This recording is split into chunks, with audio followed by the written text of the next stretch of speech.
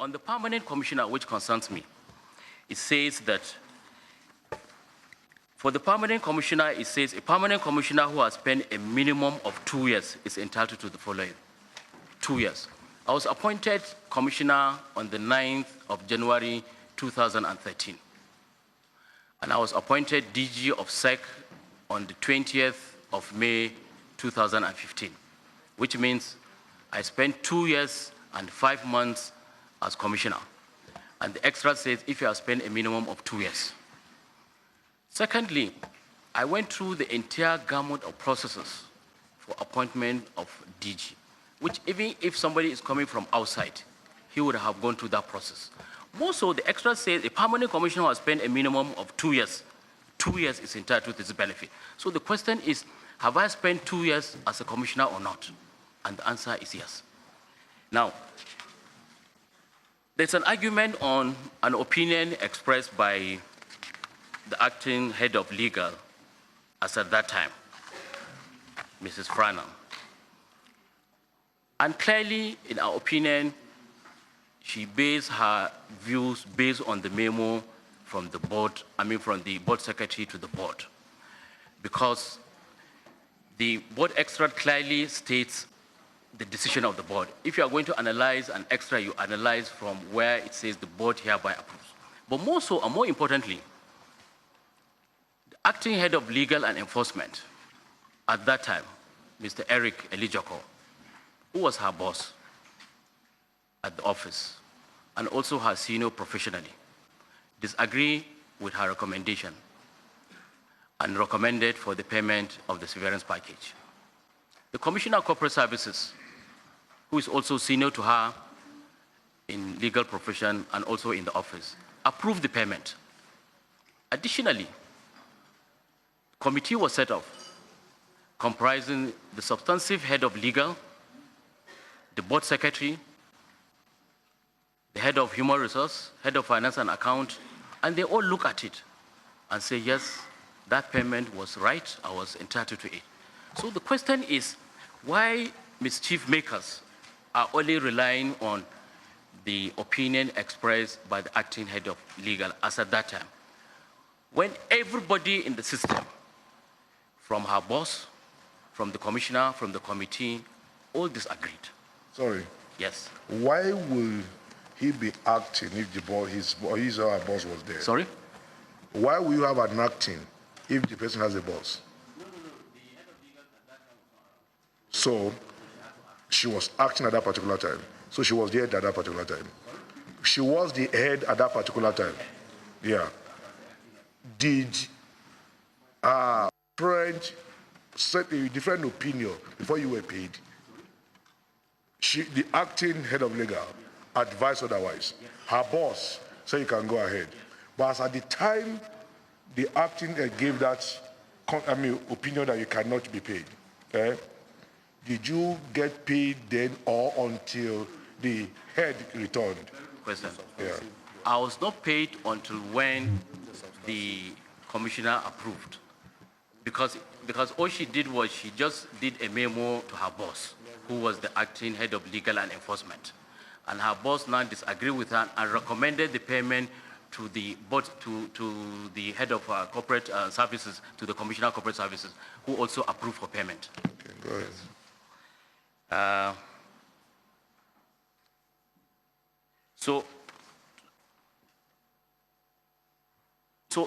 So you can see clearly, in my opinion, that nothing went wrong in terms of my payment. Some people are saying that that payment ought to go to the Honorable Minister for approval, and I find it very funny. If the minister is acting as a board, the responsibility of the board is to come up with policy. And the board has come up with a policy with respect to the payment of severance package. So why should it go to the minister for approval again?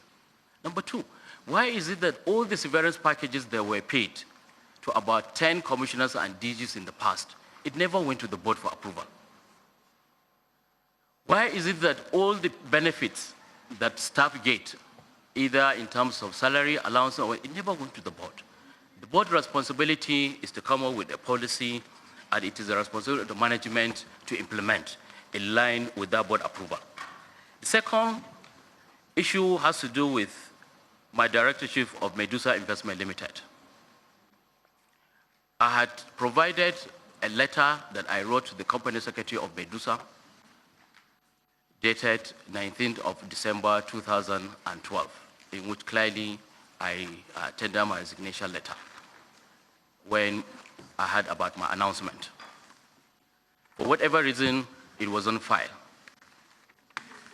But Section 292, subsection 4 and 5 of CAMA did not put responsibility on the person leaving. It clearly placed responsibility on the company to ensure that the necessary documentations are met. Number two, Medusa has never had any business with SEC. The letter of suspension issued to me by the Honorable Minister alleged that Medusa was doing business in SEC. Medusa has never done any business in SEC. Two, Medusa has never done any business with any company that does business with SEC. Three, the company is not a capital market operator. The company is not a listed company. And the company has never done any business with any capital market operator or any company. The question, therefore, is where does the conflict of interest arise? I do not deny the fact that I'm a signatory to Medusa.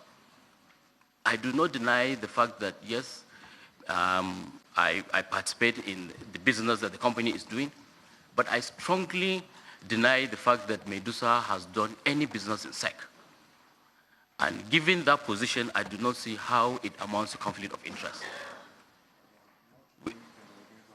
Sorry?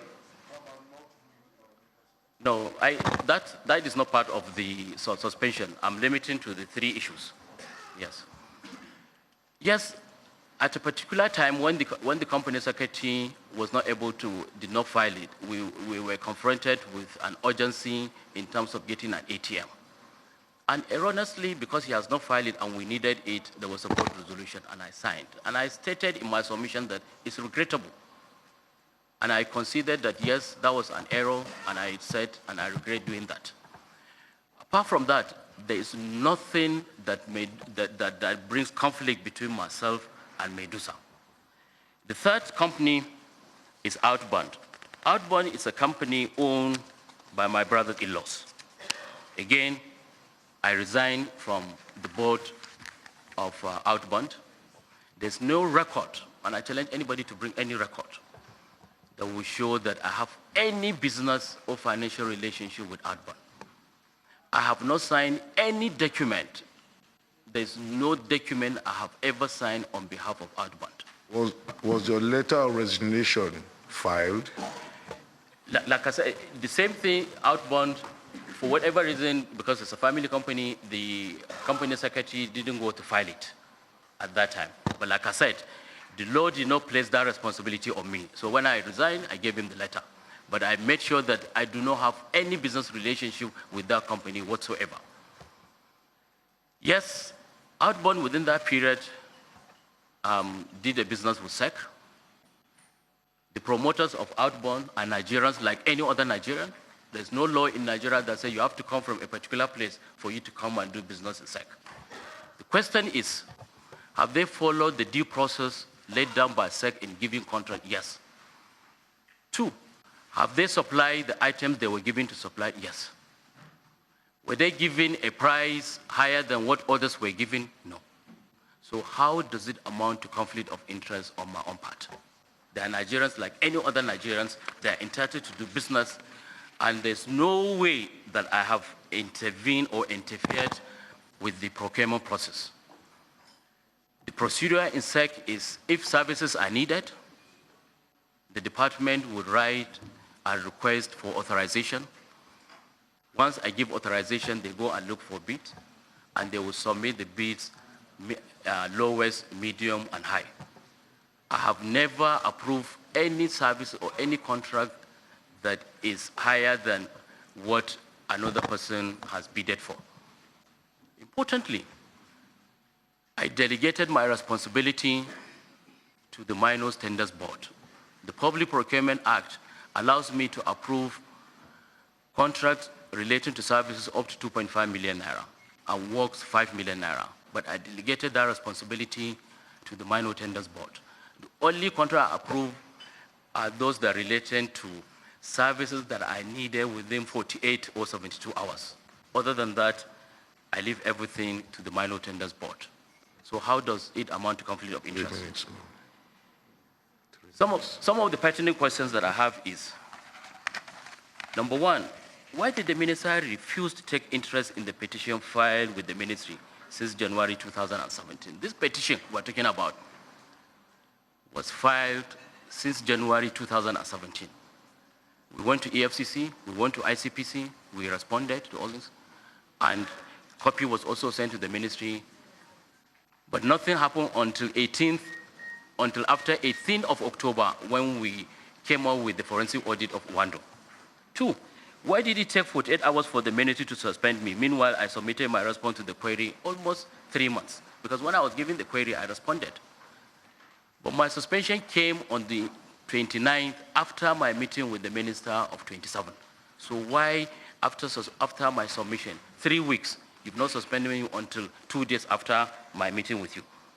Why did the minister threaten me to either resign or be suspended at the meeting of November 27 in company of the permanent secretary? Why did she say I should resign or I'll be suspended? I swear to God, that's what she told me. 4, why did the minister refuse to see me in order to hear my own side of the story? You recall that this issue of allegations came to limelight to the public when Sahara reporters published it, I think on 23rd or 24th. The next day, I called the minister's PA, Bridget, and I said, please, it was on a Wednesday, that the moment the other minister is back from FEC, I would like to see her. And I told her that it's about this, my Sahara reporter, so that she can share my own side of the story. The next day, I sent her an SMS that I would like to see her. She didn't see me. The following day, I explained everything in writing. There was no response. I would have thought that if a CEO of a very important parastatal of yours is alleged to have committed those kind of infractions, you should be able to hear from his own side. But nothing happened. Why did the minister at my first meeting with her after announcing the forensic audit told me that somebody has suggested that you should be sacked? I swear to God, that's what she told me. Yes, sir. Why did she take interest in Owando? Why did she take interest in BGL? Give me 2 minutes, Chairman. Please. BGL and partnership and Ikeja. Why did she take interest in ORSIS and not BGL Ikeja Leave hotels? the question to us. Okay, in conclusion, the minister also came out on TV at a press statement and said Gwarzo suspension followed proving cases of financial misconduct, unlawful cutting away of sensitive documents, in addition to unsatisfactory response to query served on him. She has already judged me guilty. Thank you. And this was aired on TV and whatever. Lastly, Mr. Chairman, I need to say this. Please. I want it to be on record. I want it to be on record that as a regulator, I do not have any political platform. And as such, black, white, religious or secular, rich and poor, man and woman, disabled and able are all equal in my eye and should be treated fairly. I therefore view my office as a mission and not a job. And I believe there are 2 choices before us in this country. The first choice is investigation on Owando to be carried out and the integrity of SEC and the Nigerian capital market will be maintained. The second option is no investigation of Owando should be carried out and we end up rubbishing SEC and rubbishing the entire capital market. It's not about Munir Gwarzo, but SEC.